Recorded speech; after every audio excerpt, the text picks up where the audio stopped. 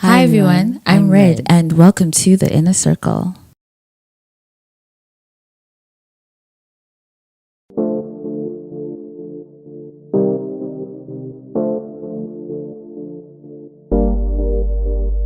Hello world.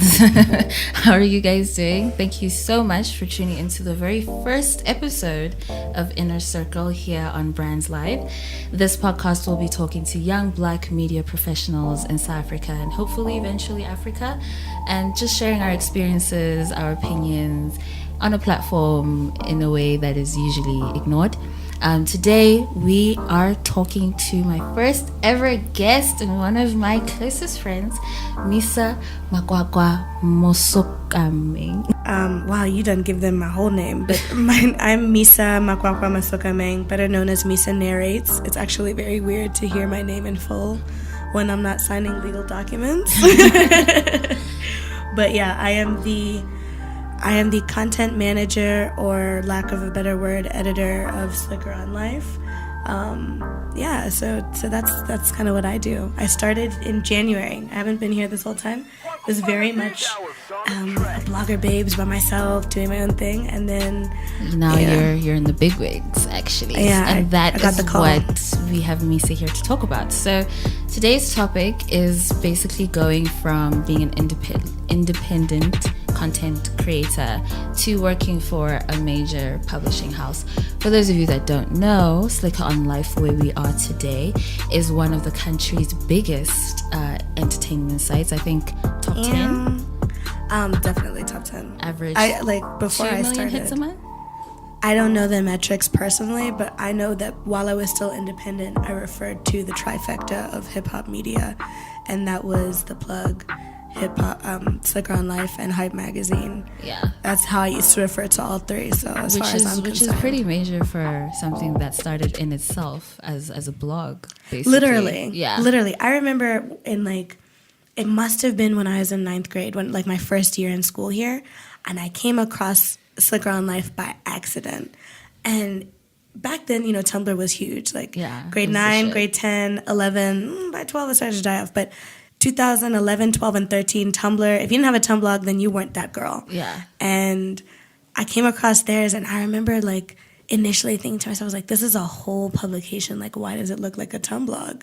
And then I didn't keep up with them afterwards. And then I think I looked back again, I'd say, a year ago, go back a year. And I was like, okay, a lot has happened since I stopped paying attention. A lot has happened to Slikouronlife, but a lot has happened to you. So basically, I just want to just get started with very simply, what made you go from the independent content blogger babes that you were as Misa Narrates to now, pushing a 9 to 5? I don't feel completely segregated from my blogger life, though.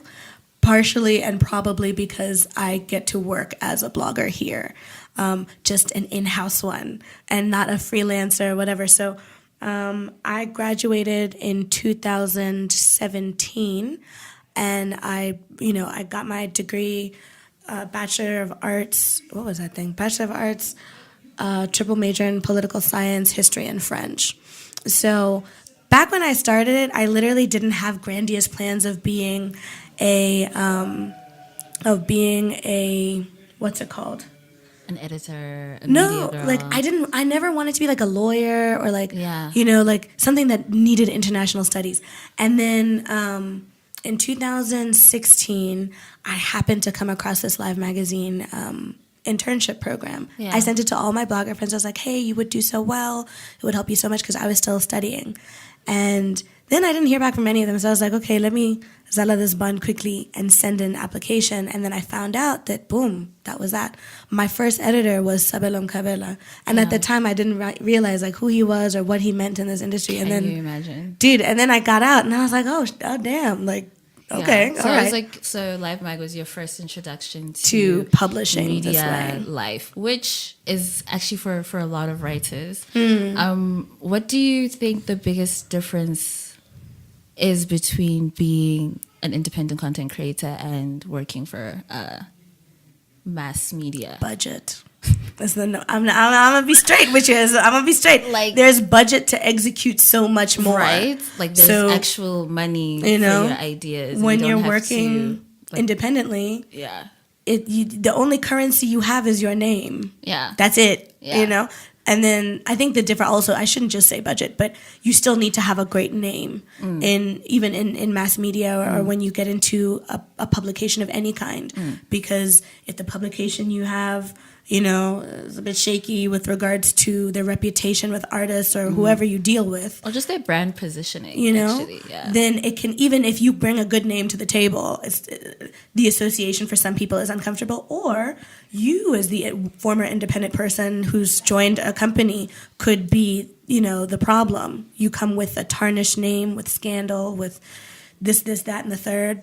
So on top of budget being the primary difference between being independent and working 9 to 5, I'd also say, like, you're so much more aware of your impact once you join a quote-unquote media machine. Yeah, for sure. For me, I think the biggest difference is the impact. Like, the difference between going from getting excited because you have 300 subscribers to now there's like literally 3 million people on your website. Just viewing your things. Every day. Just viewing your things and reading them and hating you because you don't like someone's album. And also, that's normal. I think the other thing that I just did not expect, so there's different like sects of social media. So there's the social media that I was participating in, with the other university grads, with the other, LGBTQIA plus people, the hoity-toities, there was, the North kids, the whatever. I was very much comfortable on that Twitter. And then you start featuring the work of up-and-coming musicians, or you start, using someone's pictures and crediting them or whatever the case may be. And then you're exposed to their fan base. And how they move. And how they move and how they talk and how they engage. Yeah. So I think my first 2 months here, I got into a little bit of a Twitter back and forth with somebody. I'm not going to call it a tour because you don't deserve to war with me. But I was just shook. And then he had the nerve to be like, oh, I was just trolling. But since you're in your feelings, let me keep going. I was like, what do you mean you were just trolling? Nah, you meant that, my nigga. You meant that. Yeah, I agree with you. I think that your perspective changes a lot when you go from independent content creators, because to this day when I meet bloggers and whatever, now 6 months in the mass media game, I listen to them talk and I'm like, do you know where you are? Do you know what country you live in? So in terms of perspective and information and just what's the word, insight in the actual country that we live in, how has working for a mass media brand like Slikouronlife helped you with that? I think it's taught me not to assume that everybody knows what I'm saying. Ooh. If there's one thing I've learned here, it's that sometimes what seems like an arbitrary detail is major and needs explanation and needs, some dumbing down, and or concepts that I think should be very understood are not. Yeah. So that's I think, that's something that I could go on for hours about, but and you can after we come back from this break right here. Tactical nuke incoming! You're listening to Red on the Inner Circle. Shut up and sit down. This is The Inner Circle on brandlive.co.za, hosted by me, Red. And every week I will be joined by a young media professional to basically try and figure out this mess our industry is in, guys. In the meantime, follow me, Red__MOS on Twitter, or Red is Gonna on Instagram, and let's just try and figure this shit out together.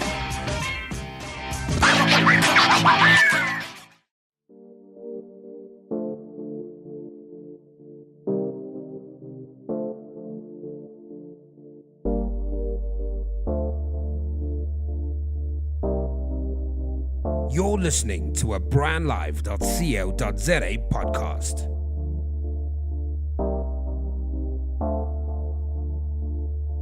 And we're back.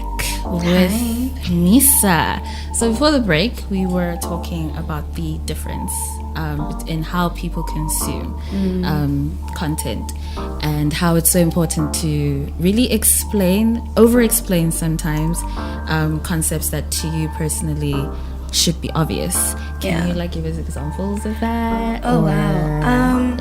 So I think for me, I'm not used to having to debate ethics because I come from a Bachelor of Arts space. So it's inherently understood that some things are just wrong. Full stop, period. Do not argue. Do not, if you're playing Monopoly, do not collect 200. Do not pass go straight to jail. Don't talk about this thing. Yeah.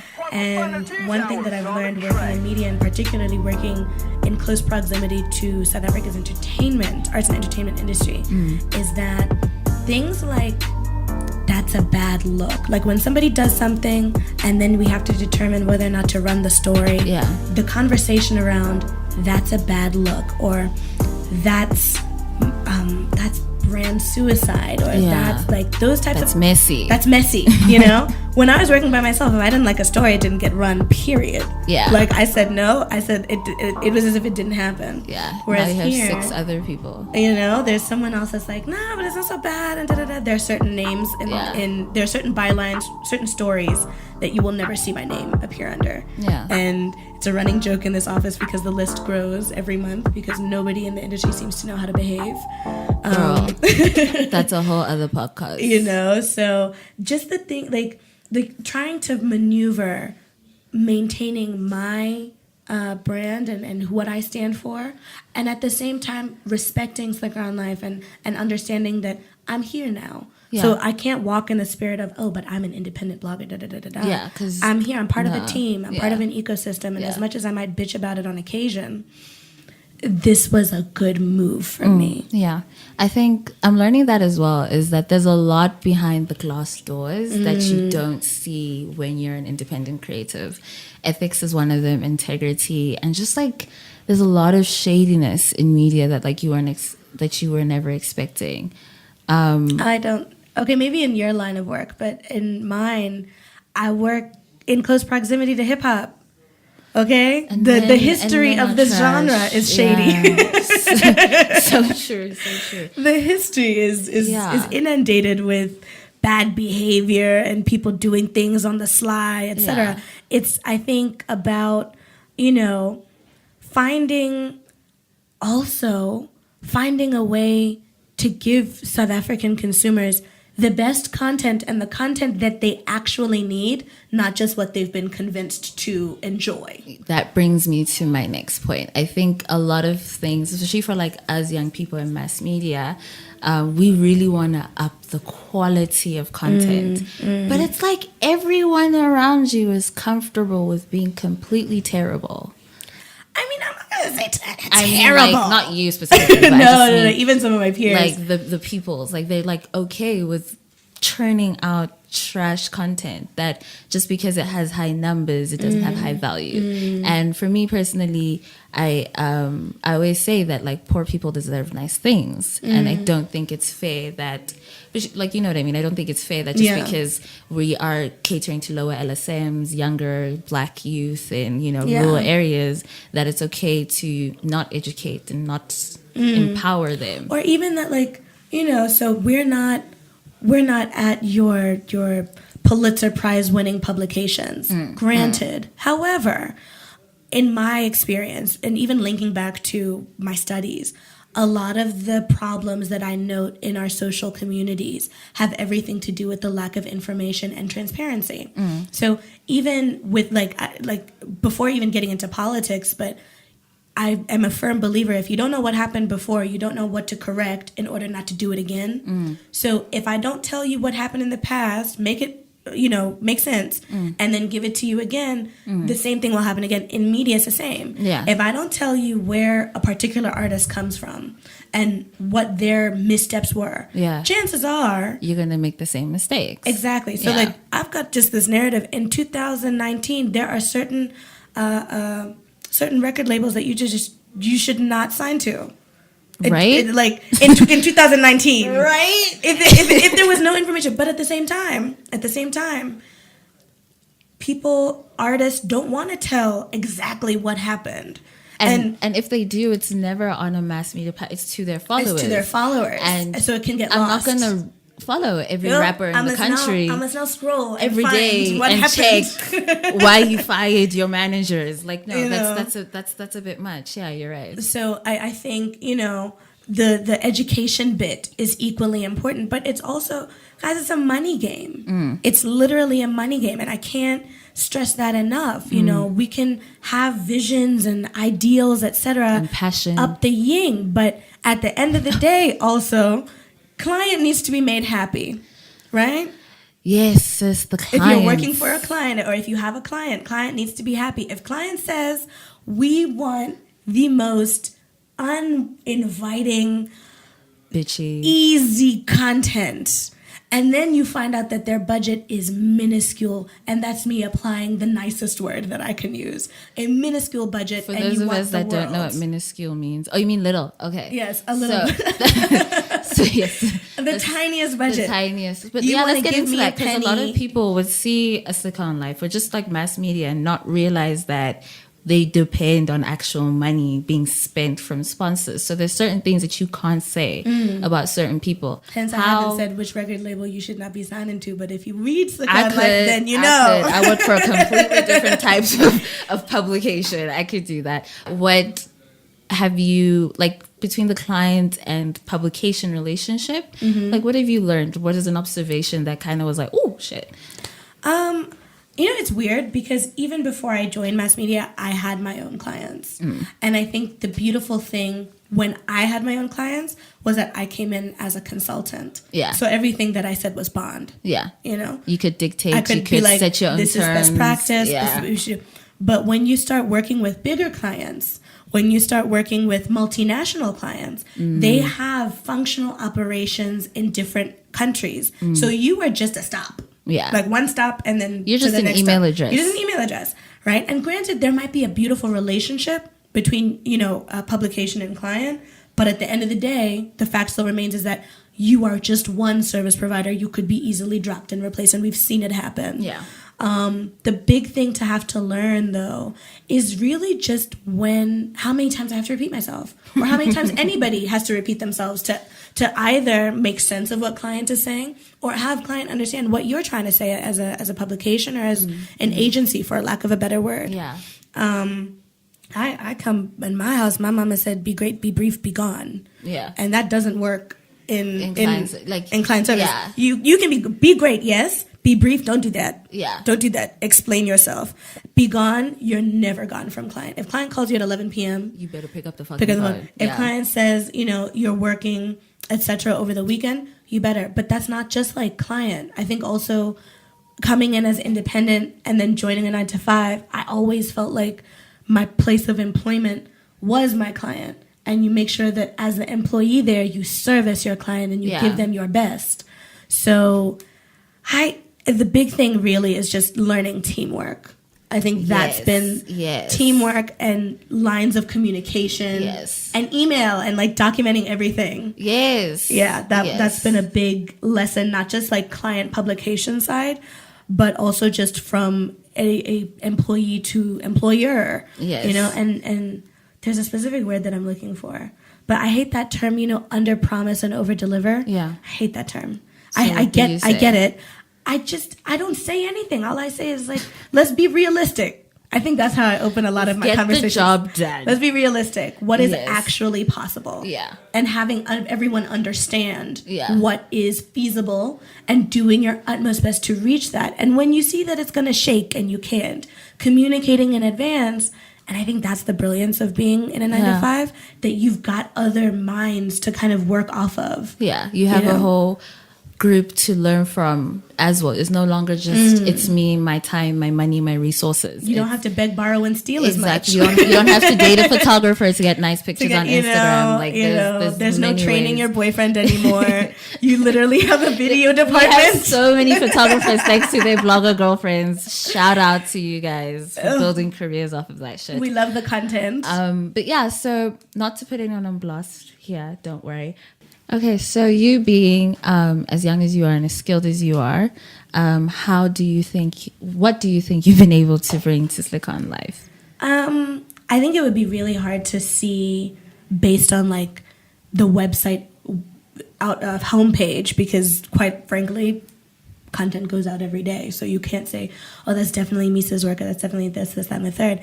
I think the way that I communicate was very different to the setup that was here. Also, the team was still very small. It's just 2 people that do all the writing. Oh, okay. So for me, hectic is the right word. But for me, I think the use of like Google Docs and just tiny things like Google Docs to draft content. Also, my approach to like content on the go is a lot easier. Like, I love how her first answer is, "Hi, I'm the Gen Z and I know how to use the internet." It's a lot easier in that, like, when I first arrived, Slikouronlife was very video heavy, because that's something that they're really known for in a time when mainstream, and when I say mainstream, I mean television, when television wasn't paying any mind to hip hop. Yeah. Slikouronlife was doing that work. Yeah. Whereas video for me is a luxury, because in my mind I'm like, 4K cameras and Premiere and Adobe. Money, Adobe. Yeah. Whereas I knew, like, if I use my phone as a mic, I can quickly like snap an interview on the fly and just kind of put a mic in somebody's face, ask them a few questions, do something cute in post-production, and then boom, there's an interview, and there's nothing there. Or like, in my opinion, an interview doesn't need someone to actually show up for it. There's a lot of ways you can get it done. A lot of cost effective. Like WhatsApp. Guys, I know we hate WhatsApp, but like I send a question via WhatsApp, receive a voice note in response, and then it's as if I could call you, girl. Yeah, but then I can't record. You. But there's other things you can record on. Okay, point is there's a lot of ways to go about this. There's a lot of ways to go about it. And so like doing that has that's more my impact. Like I can't see systematically like how we could go back to sending emails for like staff updates or whatever, things like that. Yeah. And then I think the other big thing, the noticeable thing, is the fact that Slikouronlife has a cover every month. We're still like, it's still, I think we've dropped like 2. We've dropped 2. The third one still needs to drop. And it's just been an interesting time. I think that's been rough for me, because I'm used to working by myself. Yeah. And now as soon as there's a cover, when you look at the credits on my covers, it's like, I'm there as CD. There's this boy art villain who's the photographer. Then there's usually like 3 photographers assistants, a stylist, a makeup artist. Special thanks to the location for letting us film in a church. Like things like that. There's so many people involved. I think that's something else that like younger people bring, is that, especially, or let me say people that come from an independent content background, is we know how to stretch a rand, sis. Girl. A lot of times, like you're saying, people want to skip out on a lot of content because it costs too much. And we'll be like, but I have a phone, I have this, I have a car, I can make I have it my work. Mama's Uber account, like I can make it work. So that like make it happen. Steal. Exactly. Because I feel like a lot of people in mass media always immediately go for, if it's not 100,000 rand, then there's no money. Do you know someone had nerve to ask me once when I was still unemployed in Cape Town? Lord have mercy, Jesus. They asked me, if you got a budget of 60,000, they're like, if you got a small budget to run a campaign, what would you do? And I was like, define small. And they're like, 60,000. I was like, 60,000. That time, you're like, I could have 3 YouTube shows ready for you in a minute. Girl, I could do this and call her. Yeah, but thank you, Misa, for joining me. Thank you. I hope this was a very informative chat for anybody listening here on the Inner Circle. And guys, please join us next time. Hopefully I'll just have more amazing, interesting young Black professionals in media. Be sure to like, share, comment, let us know what you want us to talk about. I almost remembered the YouTube outro. Right here on brandlive.co.za. And yes, if you guys want to follow me, you can follow me, red_MOS on Twitter. Don't worry, I'm much, much nicer in real life. And thank you guys so much for tuning in. Thank you, Misa. Thank you. And you can follow Misa at At Misa Narrates on everything? Yes, Misa Narrates with 2 R's everywhere on Twitter, Instagram, Facebook. Not that I'm ever there. And you guys can follow this future game changer in media. Okay, cool. Bye.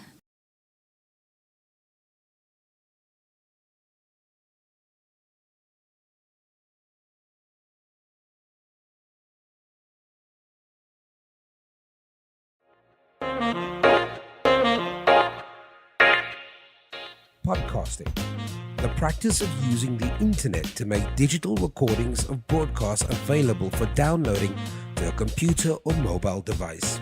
Or, as they say in South Africa, a fantastic way to tell a good story or to bring your brand to life. To find out more on how podcasting can change your brand, speak to us at brandlive.co.za. brandlive.co.za. We bring your brand to life.